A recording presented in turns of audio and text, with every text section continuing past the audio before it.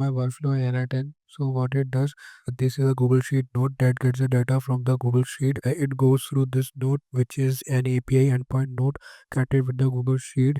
The data from the Google Sheet is stored here, and then the beta status be saved in the project status. Let me first I have to run the server. This is my server. It is starting on localhost 3000. I have to refresh this. So this is my project status dashboard.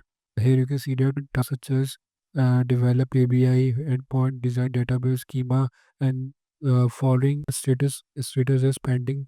And my Google Sheet, you can see that I have this status which is currently now pending. So let us update the written workflow and sample Excel sheet.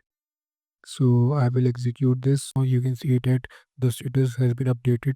Let me refresh this. You see that pending, active, inactive, and active. This is like the data from the Google Sheet. And when I go here, you can see that it has also make a log of this. This is my HTML page and this is my server JS.